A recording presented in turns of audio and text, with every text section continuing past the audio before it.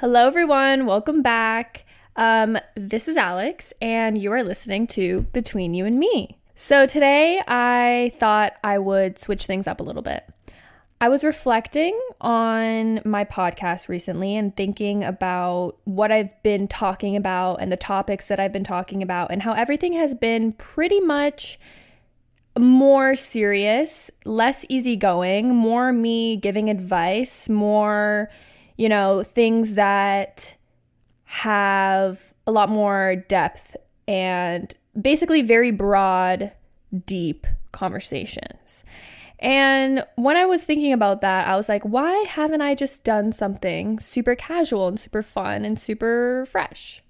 So that's what I'm doing today. I kind of just wanted to chill and talk to you guys as if I was on FaceTime with a friend. I felt like that's what the vibe is for this week. Now, a little update on my life for those of you who might be curious, who might not be up to date on what I have been doing lately. I've moved. If you haven't watched the new videos on my channel, I talk all about it, so you guys can go watch that.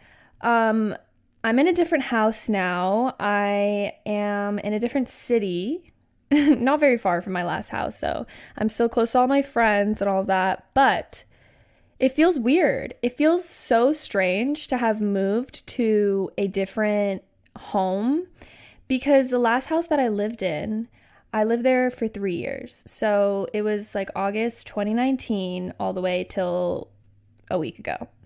And it's just so weird to me because that whole entire house was such a big, crazy, transformative part of my life when I lived there for the 3 years, because picture this, it was maybe 6 months into living there, boom, COVID. I spent all of my quarantine time in that house in my little room, and I spent my whole entire mental health journey, which obviously is ongoing, but like the peak of like all of my shit that I was going through was at that house. So leaving it felt like so weird. I was almost really emotional because it felt like some kind of release in a way, like leaving all of that in the past and moving forward to like something new. I don't know if I think about things too deeply. I feel like I do. I'm definitely an overthinker. I was thinking about that yesterday. I was thinking about how I'm an overthinker. And yeah, I don't know. It just had a lot of meaning to me to like leave that in the past and like move into a new space, fresh new space, fresh new home, new vibes, new things to experience here, different energy. It feels very light and bright in this house. I love my room so far. If you guys want to see how it looks like, I'm posting a video tomorrow actually, but by the time this podcast's out, you'll already see that video or it'll already be out so you can see it. But yeah, I just wanted to share that because I feel kind of lighter and a little bit more, not necessarily happy because I've been feeling kind of depressed lately, but just more excited for new things, for different things, because everything was really repetitive almost at the old place because I was very used to everything. There wasn't anything new. I was kind of craving something to change, so it all happens for a reason, doesn't it? Anyways, okay, so what I wanted to kind of do today was tell you guys some stories. That's the only thing that came to my mind. Some funny, weird, embarrassing, crazy experiences that I've had in my life so far. And when I was thinking about these ideas, I literally had to call up some of my friends and be like, listen, tell me some funny things that have happened to us in our lives that I can talk about in my podcast. And I only have 3, which is unfortunate because I'm sure there's so many more things that will come to me later on. But as of right now, I only have 3 really good stories to tell. And one of them is the best story. I'll save it for last. It's actually the most like intense. So let's just get into these stories. I hope you enjoy a more relaxed vibe this week. And yeah.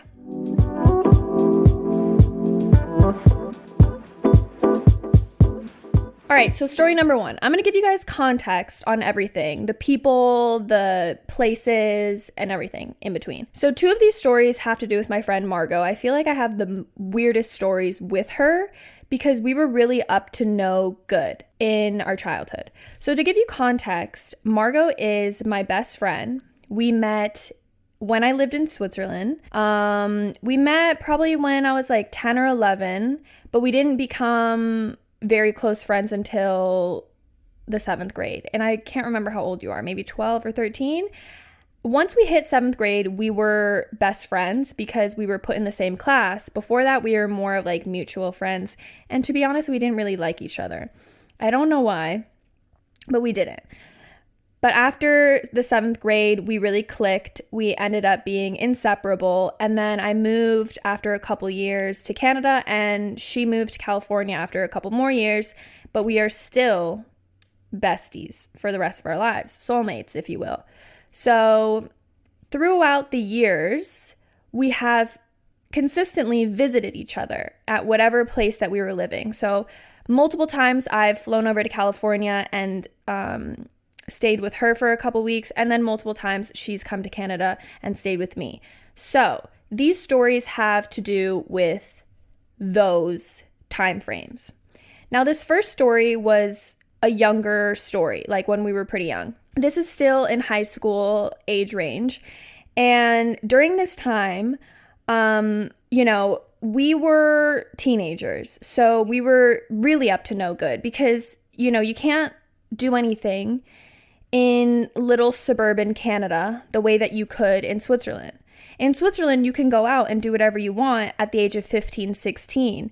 You're legal to drink lower percentage alcohol at the age of 16, and then after 18, you can drink and go to any bar and do whatever you want. So we had a lot more freedom there. And then me coming to Canada was a little bit of a culture shock because kids didn't have freedom the way I did. You had to drive. I didn't know how to drive. Their public transportation is not the best, so you kind of were stuck at home unless your parents could drive you somewhere, and even then, where are you going to go? Only to a friend's house, have a sleepover, have some popcorn, watch a movie. It wasn't my vibe. I was in my reckless era. I was in my I want to experiment with everything era, and I want to be stupid, basically. So this summer that Margot came to visit me, we were, I want to say 16, and this was during the age where weed existed. Weed always existed, sorry. Anyways, we just were curious about weed. And we wanted to buy some, but we didn't know where. So we were taking public transportation, and I don't remember how this happened, but I think it was from a friend. I found out from a friend. And we pulled up to some random home. He gave us a couple little nuggies, and we went along our merry little way. We took public transit back home, and we were fine. Now, it was maybe 10, 11 p.m., and me and her were back at my house. Mind you, my whole family's home, everybody's chilling, but we wanted to smoke. We wanted to have a little fun. At that age, it was almost easier to get weed than it was alcohol, so that was our, choice, our substance of choice. By the way, I just want to make this clear that I'm not saying anybody go out and do this, but, I know for a fact all of you guys have gone out and done this at this age. I think I'm old enough to talk about this and not get in trouble about it, okay? Anyways, we wanted to go smoke. We did go on a walk in the park in front of my home. I no longer live in that house, obviously. This was 2 houses ago. And there was a fun little park in the center of the circle kind of neighborhood that I lived in. So we went for a stroll. We smoked out of an apple, which was, the easiest way to do it at the time when you didn't really have any paraphernalia. And we got pretty high. I mean, at that age, I don't smoke, by the way, like regularly ever. So my tolerance isn't high. But at the time, you can imagine my tolerance was literally not high at all. So it didn't take much. It didn't take much at all. But Margot had this little bag, this little purse that she kept everything in. The little apple, the little baggies of, weed that we had. And she was carrying it around. And we decided to just go for a walk. just go for a walk around the neighborhood. It was maybe 11 p.m. It wasn't too late, and we were in a safe area. It was just like a little suburban neighborhood, just going for a stroll. And when I tell you we got high, we got very high. We talked about this later, like when we were sobered up, about how we felt like we were in a cartoon. Like it genuinely felt like we were in a different world. Like I was walking around, I still remember it. It felt like I was in the zombie apocalypse type of movie because there was construction going on in that neighborhood, and I was walking around and it genuinely felt like that. And we were just tripping out but having a very good time, which is, you know, rare, because I'm the type of person that when I start tripping out, it's anxiety, it's panic attack, it's take me home, I'm gonna throw up. But this time it was just vibes. Very good, very fun. We ended up in the middle of the park where there's a soccer field, and we were on a bench and we were sitting there. We were playing patty cake or Miss Mary Mac, something. I don't know. We were playing some kind of like hand game like that. Now, all of a sudden, in the peak of this high that we were enduring, we see a vehicle of some sort drive up onto the soccer field. And mind you, there is no vehicles on there. There aren't supposed to be any cars, trucks, anything driving up on this soccer field. It's in the middle of a park. I don't know how it got there, first of all, but it did. And immediately we assume it's a cop. Now, to this day, I don't know if it was. And that's the funny part of this, because it was a white truck, like SUV, and it had, like, I don't know if any of you guys live in Ontario, but sometimes there are cop cars where the police sticker that's on the side is a little bit washed out, so it's not very prominent, but you can tell that it's still there. I think it's meant to be like undercover, I'm not sure. And then there was a light at the top of this car, and you know how the lights like rotate in a circle and go around like that? The light shined in our faces, and I heard a whoop whoop, like the way that the cop cars do. Now that little sound, I could have been hallucinating. I'm not sure. But the lights were there. The car was on the field. Me and Margot look at each other. Eyes bloodshot. No idea what's going on. We freak out. We immediately get up and we look at each other and we're like, what the fuck do we do? We get up and start walking the other way and then realize that she left her bag with the weed in it and the apple. So I'm like, Margot, oh my God, grab the fucking bag right now. And she turns around, grabs the bag, and then we run. We fucking run. We dart out of there. Now, ask me why I did that. I don't know. Because I'm sure for a fact we could have played it off like we were just a couple of kids hanging out in the park. They're not allowed to check through our stuff, right? Like we could have played it off way more cool, but we did the most obviously suspicious thing that you could possibly do, and we ran. And where did we go? We ran through the neighborhood into a nook and cranny into someone's backyard. When I tell you we're stupid, we were stupid. I don't know why we did that. It felt safe in the moment. We hid behind someone's fence, looked through the cracks, and tried to see if that cop car was gone. When I tell you my heart was beating out of my chest, like it literally felt like it was pumping blood, like I was in fight or flight mode, 100%. I was freaking the fuck out. I felt like I instantly sobered up, but I probably didn't. I was literally petrified. We both were. Like neither of us was the calm one in that situation. We were both the scary, intense, like freaking out ones. So when we sat there and waited and thought of a game plan, we were still like a good 5-minute walk from my house, and we needed to pass the soccer field that cop car was at to get back home. Our genius idea was to dig a little hole in this person's backyard, okay? Put our little nugs of weed in there, buried it up with some dirt, and walk back to my house. Because at that point it felt like, oh, if the cop catches us, they won't find weed on us. The way that our brains worked in that high state of stress and then just being like way too high for our own good at the age of 16, it's like nothing made sense.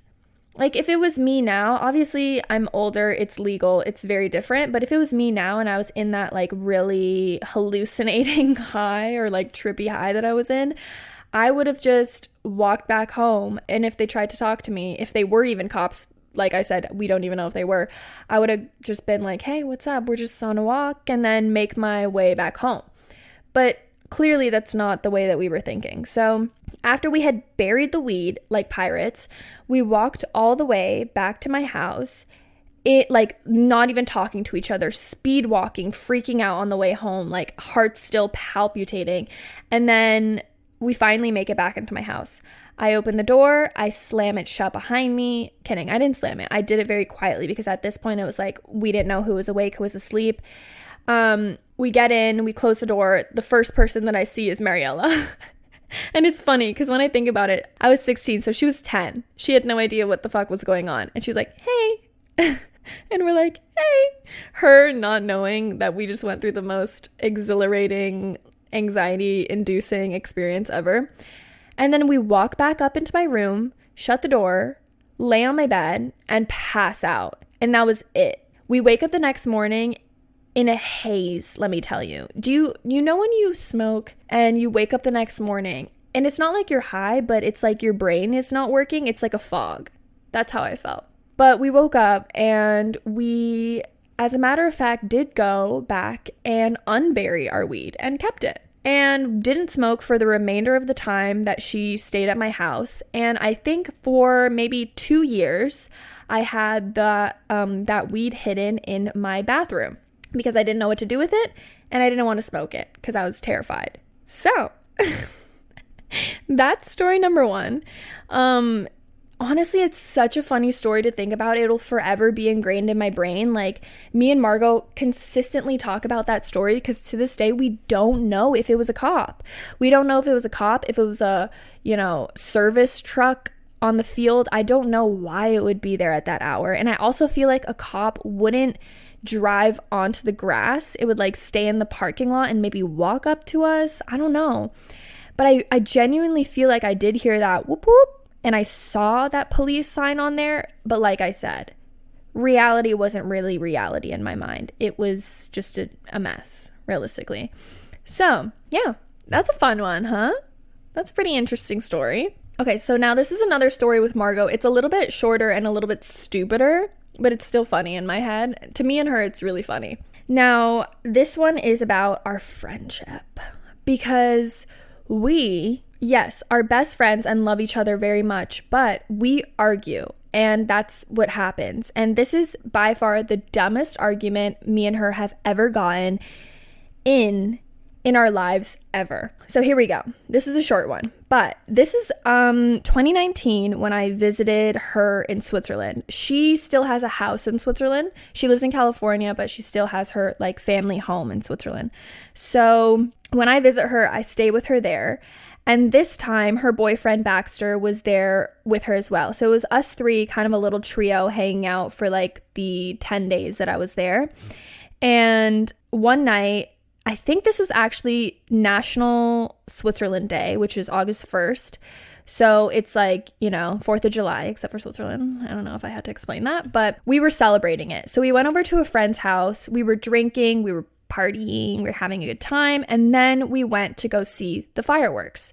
So if any of you guys know Switzerland, there is a river that passes through called the Rhine, and it is a very, popular river, and a lot of things go on near this area, and that's where the fireworks were. So we were with a big group, and this is definitely getting towards the end of the night. So you can imagine we've drank a lot at this point. We are both extremely intoxicated. And with the group, we were with, some of my old friends from middle school that were in Switzerland at the same time or still live there. We were with Margot's older brother, some of his friends, Margot's younger sister, some of her friends, and then obviously me, Margot, and her boyfriend. And we were down by the Rhine, and in this area, we were near like this beachy, rocky area. So there were these rocks that were kind of built up in a way. I feel like you guys might need to look up a picture of this to get like context of what it is. But imagine like a little statue built up of little rocks that you would find on the like beachy area. And they were like balanced perfectly in like a vertical line upwards to create some kind of structure or some kind of like fun looking statue or something. I don't know how to describe it, but it was basically like somebody had taken the time out of their day to build these little rock statues that looked really nice and were balancing perfectly and looked super cute, right? So Margot was fascinated by them. She was like, oh my God, this is beautiful. Look at this. I can't believe someone took the time out of their day to do this. It's amazing. But mind you, I missed that part of her loving and idolizing these rocks so much. She was obsessed with them for some reason. Now, when I came down to the little beachy area, I see these rocks and I see her looking at them, and I walk up and I knock them over. I don't know why. I don't know what compelled me to, but it seemed like something to do in the moment, and I pushed the rock over. So everything came tumbling down. Immediately, Margot bawls her eyes out. She is pissed. She gets so mad at me. She's like, why would you do that?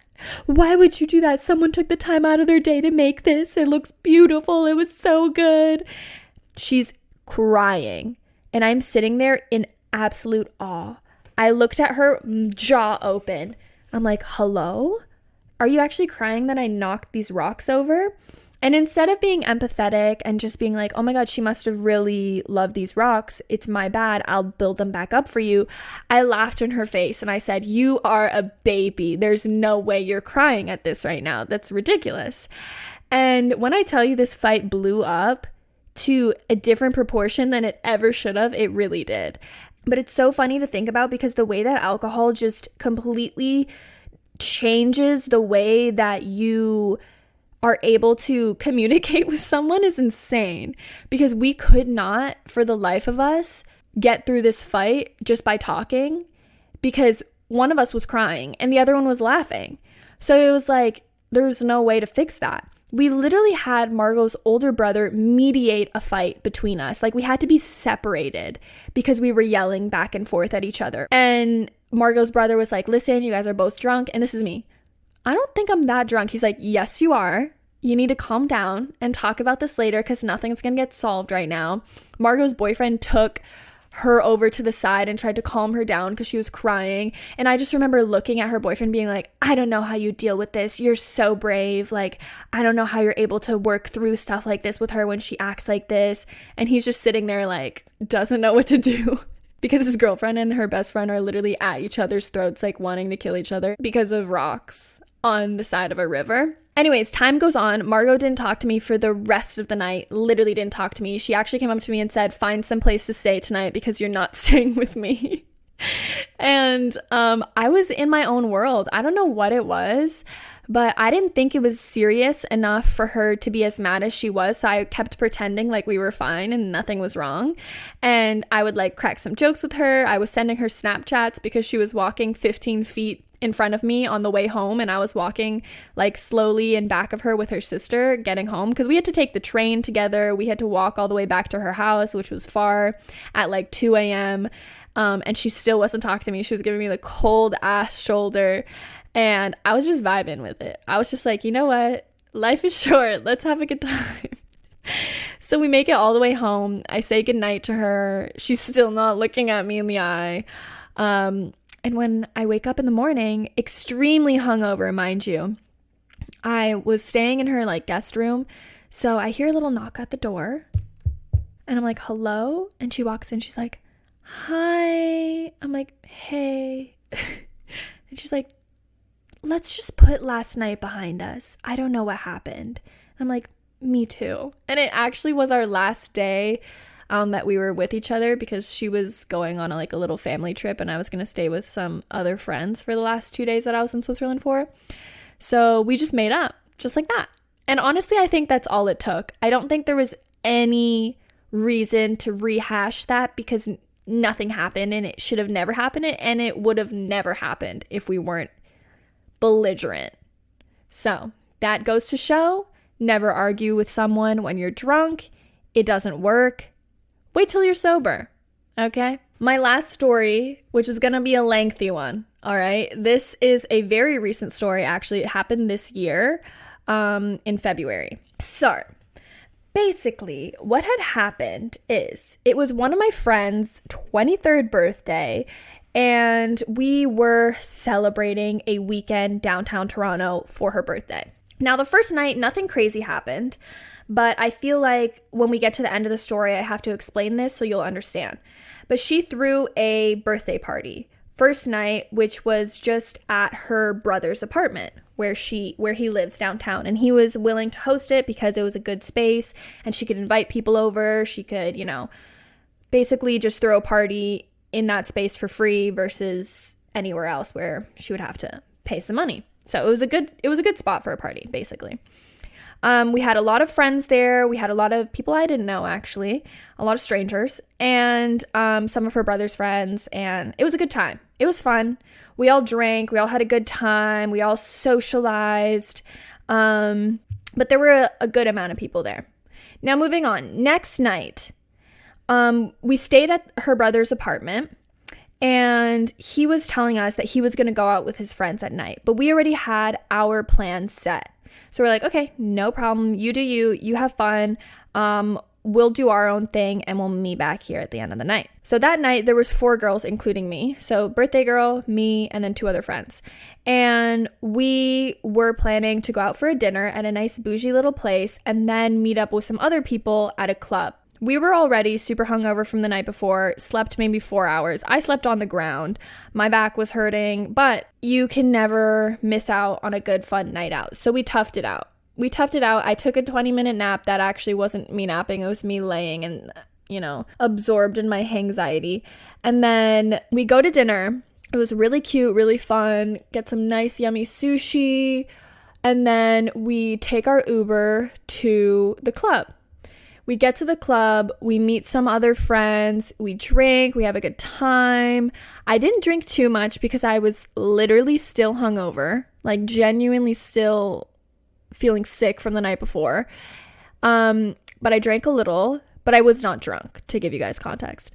And then one of our friends ended up leaving, going to hang out with someone else. And when she left, she wanted to stop back at the apartment that we were staying at. So she texts us and she's like, the door isn't unlocked.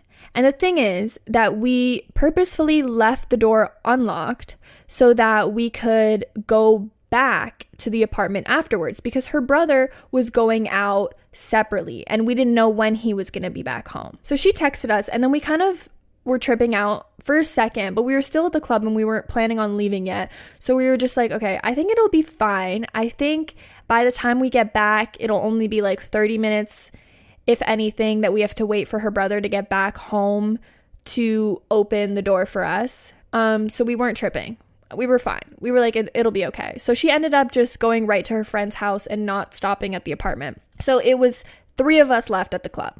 Now, when the night was over, we ended up leaving early because we weren't having the best time. It got a little bit exhausting towards the end. And like I said, I didn't get drunk like that.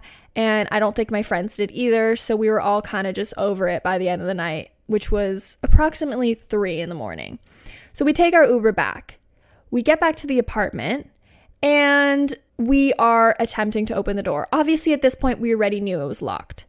But we start calling her brother to see, where he's at, when he's going to be home, but we don't get a response. Now we're calling, I want to say 52 times. No response. So my friend's idea was to just wait in front of the door, like sit down on the rock hard floor of the apartment building and just wait for him to show up because she was very confident that eventually he would show up after the club that he was at would close.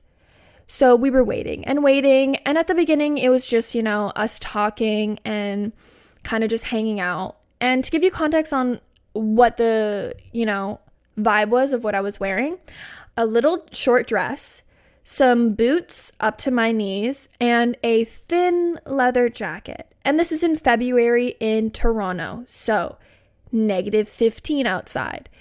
Honestly, that's on me for wearing something so not for the weather, but at the same time, I didn't know what the night would consist of when I dressed myself. I thought it would just be waiting outside for like 5 minutes to get into a club. which wouldn't be that bad with what I was wearing, but it gets worse. So we're waiting and we're waiting, nothing.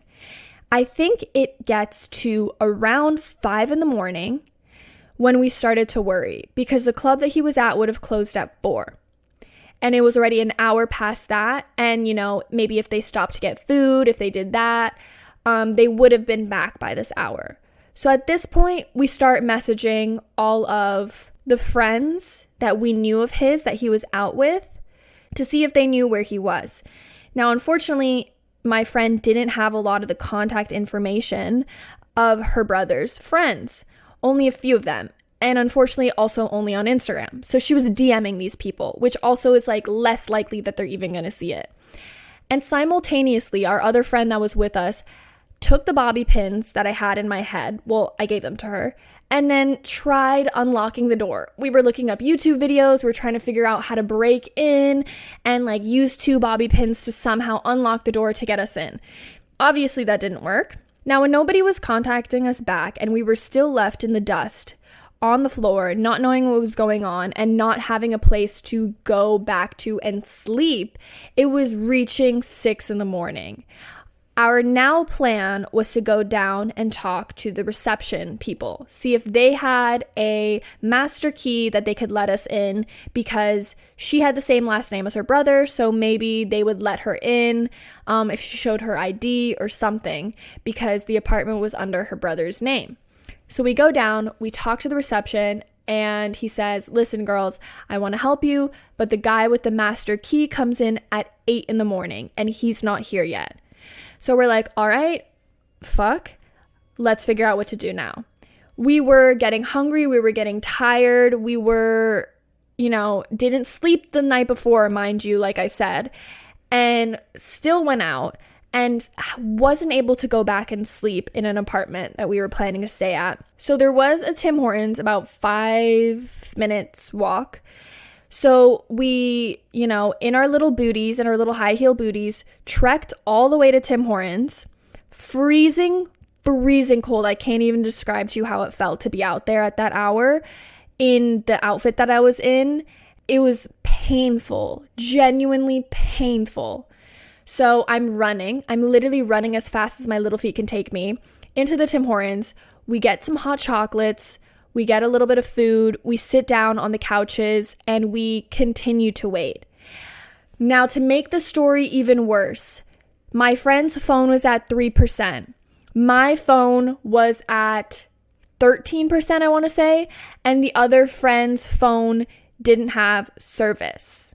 Okay, so we were running out of options. At this point, didn't know what to do, so we were just vibing in Tim Hortons. I had to pee, so I went and peed.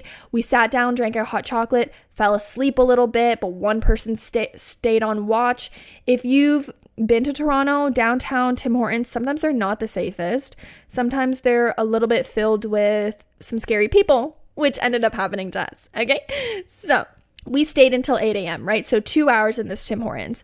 Many people passing in and out. Specifically, one man, older, homeless looking, angry looking, is walking in on his way to the bathroom, and he stops and he turns around from across the whole entire Tim Hortons. He's on the other side. We're sitting on some chairs in a corner, and he turns around and goes, "Stop looking at me. I don't like lesbians. I don't believe in lesbians. Don't look at me." When I tell you I was in absolute shock, I live in little suburbia. Obviously I spend a lot of time in Toronto, but I'm not in there to the point where I interact with these types of people, so it's not normal to me. So when he was looking at us and saying that, I didn't know how to respond. Because first of all, I'm not going to say, sorry, we're not lesbian, because that's not the issue here. It's the fact that he's even looking at us and saying that. Do you know what I mean? And I don't know what even gave him the impression. And not that I didn't want to be perceived as a lesbian, but I genuinely don't know what would have given him that impression. We were 3 girls just sitting down on a bench. Does that make us lesbian? Maybe to him. I don't know. But he was just staring at us, yelling at us. We had no response, genuinely no response at all. He walks away, goes to the bathroom, and then he's in there. Now, the funny thing is that my friend had a little pepper spray in her pocket, and I was sitting on the outside, which was closest to where this guy was walking. So she hands me the pepper spray. She's like, just in case. I'm like, all right. I didn't end up using it, but I had it in my grasp and I was ready to go. So when he walks out of the bathroom, he doesn't give us any more like attention, or he doesn't yell at us anymore. But then a security guard from a different establishment walks into the Tim Hortons. I think that this man thinks that this security guard is the security of Tim Hortons. He wasn't. He was just security, from a different place getting his morning coffee before he went to work. Now, right after the security comes in, a cop comes in, an actual cop. But this homeless man didn't know that the cop was there. So he's looking at the security and pointing at us. And he's like, I don't want these lesbians in here. They're defying God. They shouldn't be here. And the security is literally looking at him like, what? Like, I'm so confused. What's going on? And he's asking the security to do something about us, to take us out of the Tim Hortons or something. And we're noticing this, and we're also noticing the cop. So my friend gets the attention of the cop and points at this homeless man. The security guard leaves at this point. He's confused. He doesn't understand what's going on. He doesn't work there. He leaves. The cop now notices this homeless man essentially harassing us for being lesbian. And he says, hey, that's not nice. Stop saying that. And he escorts this man out of the Tim Hortons. Also, simultaneously during this process, the old man thinks that he's getting arrested when he's not. He's just getting kicked out for being an asshole. So he literally puts his hands up thinking he's going to get cuffed up. So then that's over. They're out. The cop says, be safe, girls, whatever. So that was a little issue within the bigger issue, but the bigger issue was still at hand. It reaches 8 a.m. We go back to the apartment building. We talk to the concierge receptionist area. The guy with the master key isn't there yet, but he lets us into a little room, like one of those like meeting rooms, just to sit down because we were freezing cold and there was no place to sit. We all end up falling asleep. All of a sudden, the guy with the master key comes in. He's like, hey girls, what do you need? We explain to him our situation, and he is not able to let us in. So during this time frame of 3 to now 8 a.m., we haven't been able to get a hold of her brother. We haven't been able to get a hold of anybody that's able to let us into the apartment. We still don't have any place to sleep, and we don't know what to do. Now, around 4 or 5 a.m., I texted another one of my friends who had the number of one of the brother's friends that lived downtown to see if he knew where her brother was. But it took her until this point at 8 a.m. to respond because obviously she was at home sleeping. So she sends me the number. Now, we're going to call this guy Brandy. Brandy is the brother's friend, okay? Now, we text Brandy. We're like, do you know where her brother is? Do you know why he's not answering his phone? And he says, oh yeah, he went out last night. He's probably staying at so-and-so's house tonight. And we're like, oh, okay, cool. So we're like, all right, so clearly his phone must have died. We're not going to be able to reach him. And we explained our situation and said, we haven't been able to go to sleep. He's like, guys, come here. I just woke up. I'm starting my day. You can crash at my house until her brother finally picks up and lets you into the apartment. We're like, oh my God, you're an angel sent from God. Thank you so much. It's almost 9 a.m. We've spent the whole entire night out at this point. Then we finally make it to this guy's apartment. He didn't live too far. He let us in. We knew him well, by the way. It wasn't like a suspicious man letting us sleep. Like he was her brother's best friend. So yeah, Brandy was a good guy. Anyways, so he let us in. We slept. We woke up in a fright at about 1 when her phone started ringing profusely, and it was her brother. And he was worried sick because he was wondering why we weren't back at the apartment. Now, little did we know that his roommate was home the whole entire time. But we weren't aware because for the whole entire weekend, the roommate wasn't home. We didn't know where he was. So her brother comes home, realizes we're not there, charges his phone, calls us, and we're like, hello, like this is what happened to us. And he's like, you guys are dumb. My roommate was home. You could have knocked the door. You could have knocked the door. We didn't know anyone was home. We did try knocking, but not hard. And I bet if we were pounding on the door, the roommate would have woken up and let us in. But we didn't know anybody was in there. We literally didn't know. So we were picking locks, we were calling people, but we didn't know someone was still in there. So we get back to his apartment. He explains the situation. He's like, my phone died. I was staying at this person's house. And we were just like, why was the door locked though? Because we had planned to leave the door unlocked so that we could get in. And he said, I don't know. I didn't know my roommate was coming home. So when he came home, he must have locked the door behind him.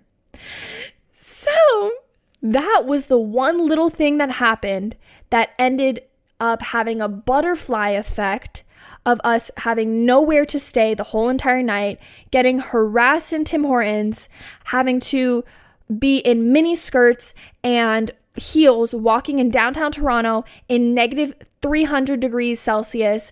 And to put the cherry on top, when I get home after my weekend, I test positive for COVID. It was, as a matter of fact, my breaking point. After that weekend, I spent 2 days recovering. And then all of a sudden I wake up with a sore throat. I have COVID. So that weekend was honestly torture. Absolute torture. And it really goes to show that just make sure you have a key. Make sure you have a fucking key that goes back to the place that you are planning on staying at, because that is very important. So that you can get back to where you need to get back to have a good night's rest, and maybe your immune system wouldn't be weak and you wouldn't have caught COVID.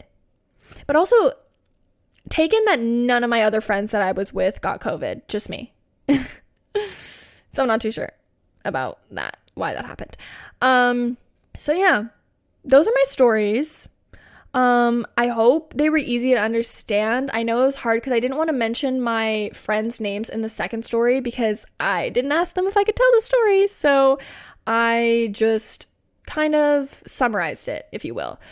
But yeah, these are some of the key core memories that I will definitely tell my children when I get older. They're just so funny to me, and such like an unfortunate series of events that took place for me to end up where I ended up. The last story is definitely like the peak. I feel like that's why I wanted to end off on it, because it was just so fucking funny to me and like so unfortunate, and so like if you guys were there with me and lived that experience with me, you'd probably be crying. Like it was bad. Like the amount of time that we sat waiting around for like God to just come down and save us, and then we couldn't do anything. Like we didn't have any other people to stay with downtown. And yeah, we could have like Ubered our way back home, like back to where we lived, but my car was sitting in the parking lot and my keys were in the apartment. So what am I gonna leave my car? It didn't really make sense. Our other option was to actually sleep in my car, but once again, my keys were in the apartment. So we didn't have any other options, and honestly, it was just a fucking mess. It was just ridiculous. So I hope you guys enjoyed these stories.